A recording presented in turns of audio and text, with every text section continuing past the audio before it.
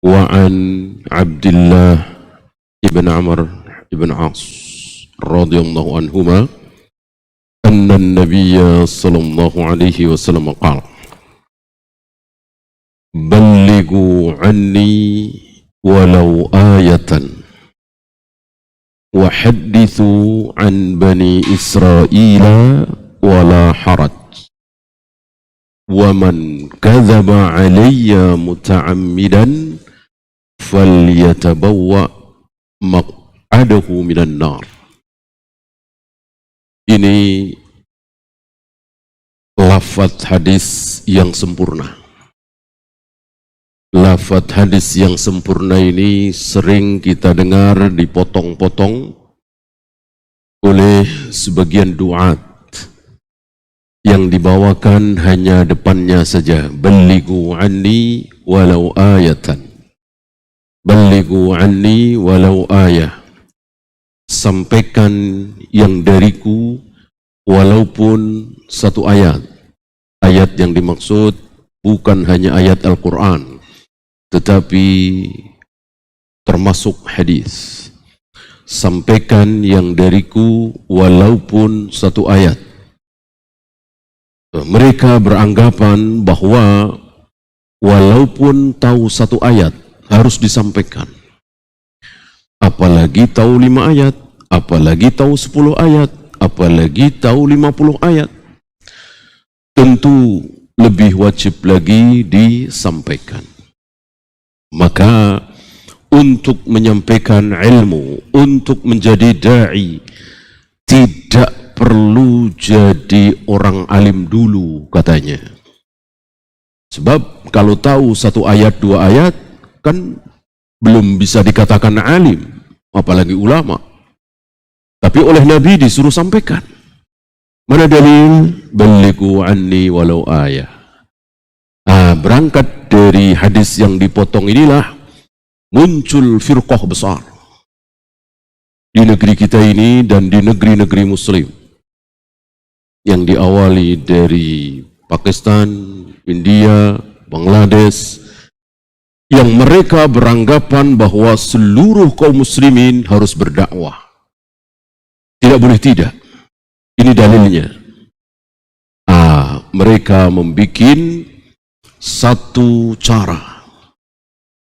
Ada 3 hari, ada 7 hari, ada 40 hari, ada 4 bulan, dan seterusnya. Mereka membuat cara-cara yang tidak pernah ditempuh oleh Rasul dan para sahabat. Dan untuk menyampaikan, berdakwah, tidak harus berilmu. Pokoknya sampaikan. Dan luar biasa kita sedang menyaksikan firqah besar ini sampai ke negeri kita ini. InsyaAllah antum tahu, mungkin ada tetangga antum, saudara antum, teman antum yang masuk ke firqah dolal ini. Semangat berdakwah, tapi tidak semangat mencari ilmu. Apalagi ilmu yang menimbulkan pertentangan. Ini bid'ah, ini syirik. Ini dihindari oleh mereka. Mereka berdakwah dengan dakwah yang diusahakan tidak menyinggung sesama muslim. Jadi salah diamkan saja daripada nanti tersinggung. Bid'ah biarkan saja daripada nanti tersinggung. Syirik biarkan saja daripada nanti tersinggung. Agar tidak tersinggung, dakwahnya apa? Mari sholat. Mari berjamaah di masjid. Tinggalkan maksiat. Tentu tidak ada yang tersinggung dengan dakwah seperti ini. Tidak ada yang marah.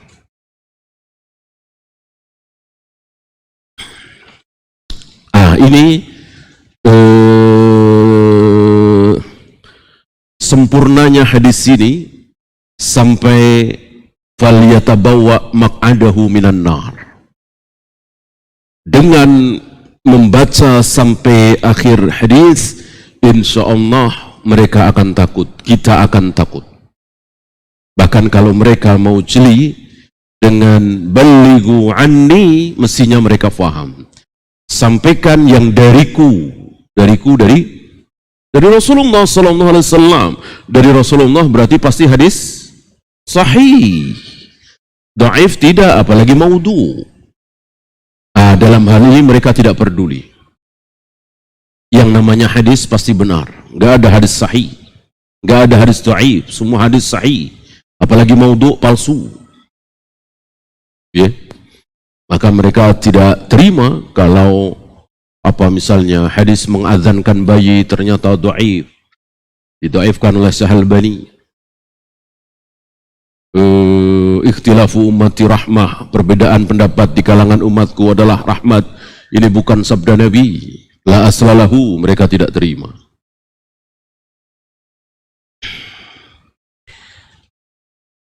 Dan kalau toh kita harus menyampaikan, walaupun tahu seayat dua ayat, apakah harus jadi da'i? Apakah ketika menyampaikan ilmu dari Nabi yang kita yakini ini dari Nabi harus jadi da'i? Artinya dakwah kepada masyarakat umum? Tidak. Kita punya anak, kita punya istri, kenapa enggak ke situ saja? Kita punya adik, ya, udah situ saja. Urusi, ini kewajiban kita. Anfusakum wa ahlikum nara. Ini udah jelas. Jagalah dirimu dan keluargamu dari api neraka. Tidak ada ayat hadis jagalah dirimu dan tetangga-tetanggamu dari api neraka. Jagalah dirimu dan teman-teman dekatmu dari api neraka. Tidak ada. Jagalah dirimu dan orang-orang yang engkau kenal, yang engkau temui dari api neraka. Tidak ada.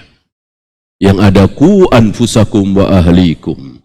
Dirimu, kemudian keluargamu, anak, istri.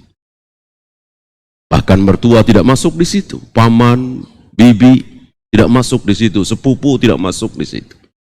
Ahli di sini, anak, istri.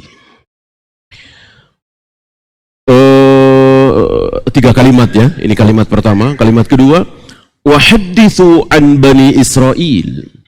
Dan ceritakanlah tentang Bani Israel.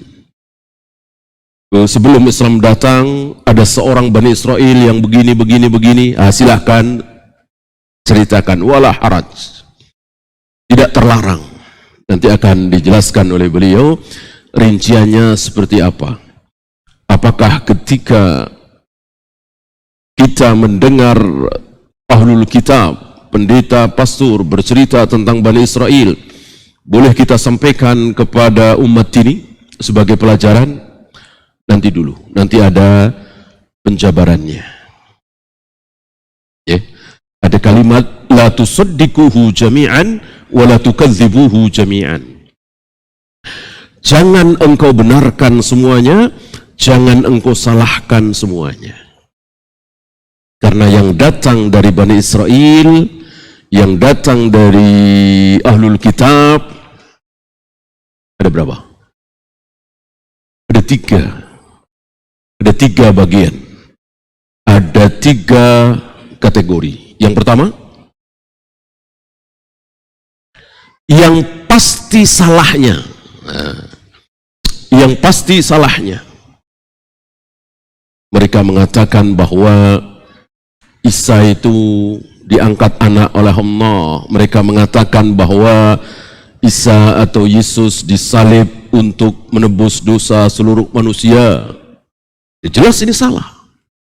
Wajib kita dustakan. Tahu salah dari mana? Beda dengan Al-Quran, beda dengan hadis. Yang kedua, yang pasti benarnya, tentu ini banyak. Berapa banyak isi Taurat, isi Injil sampai hari ini, perjanjian lama, perjanjian baru, yang sama dengan Al-Quran. Misalnya manusia pertama yang diciptakan oleh Allah adalah Adam. Istrinya Hawa tercipta dari tulang rusuk paling ujung, paling bengkok milik Adam. Kemudian mereka berdua mendekati pohon larangan, lalu diturunkan ke muka bumi dan seterusnya dan seterusnya. Yang sama dengan Al-Quran, yang sama dengan hadis, berarti benar. Yang ketiga, apa yang ketiga? Yang kita tidak tahu, ini benar apa salah. Itu maksud Nabi, la tusaddiquhu jami'an wa la tukadzibuhu jami'an. jangan dipercaya, jangan didustakan. Udah diem saja, tawakuf saja. Jangan ikut-ikutan, tapi jangan juga bantah. Seperti dua anak Adam, abang membunuh adiknya, yang abangnya bernama Qabil, yang adiknya bernama Habil. Benar apa salah? Kita tidak boleh menjawabnya, cukup dengan wallahu a'lam. Kita ikut menyebut Qabil Habil boleh? Tidak boleh. Ya kalau benar, kalau salah. Kita katakan nggak ada itu nama Qabil, nama Habil nggak ada. Jangan juga. Kalau benar gimana? Karena Nabi tidak mentakrir nama Qabil Habil itu benar atau salah. Disinilah dalam hal ilmu kita tidak boleh takalluf. Kalau memang tidak tahu sudah wallahu a'lam. Jangankan kita, Nabi saja mencontohkan. Aku nggak tahu. Belum lama kita bahas tentang keledai. Kalau kuda kan dijawab, tentang unta ya. Dalam hal jihad, Nabi mengatakan wallahu a'lam, aku tidak tahu. Yang aku tahu, barang siapa yang melakukan kebaikan sebesar dzarrah, nanti dia akan melihat kebaikan itu di akhirat. Ini Nabi mengajarkan kepada kita, mencontohkan kepada kita, jangan takalluf. Nggak tahu bilang nggak tahu. Termasuk Uzair. Uzair itu Nabi atau bukan? Aku tidak tahu. Wallahu a'lam, kata beliau, kata Nabi sallallahu alaihi wasallam. Kalimat terakhir, wa man kadzaba alayya muta'ammidan. Barang siapa yang berdusta atas nama aku, ta'ammud, muta'ammidan, sengaja, falyatabawwa maq'adahu minan nar, berarti dia telah menyiapkan tempat duduknya di neraka. Ini ancaman besar bagi orang yang berdusta atas nama Nabi sallallahu alaihi wasallam, dan jangan beranggapan kalau begitu, kalau tidak sengaja nggak apa-apa. Seperti saya tidak sengaja menyebarkan hadis yang dhaif ini karena setahu saya sahih, berarti saya nggak terkena ancaman ini. Keliru. Jawabnya terkena.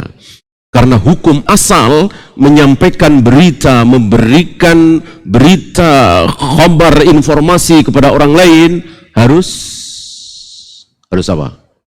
Dia harus yakin bahwa itu benar. Ketika tidak yakin, haram kita sampaikan. Hadis kan tidak semuanya sahih. Ada yang dhaif, ada yang maudhu. Dia tidak tahu. Atau mudahnya, dia tidak tahu ini ada di Bukhari atau Muslim. Dia tidak tahu, kecuali dia tahu.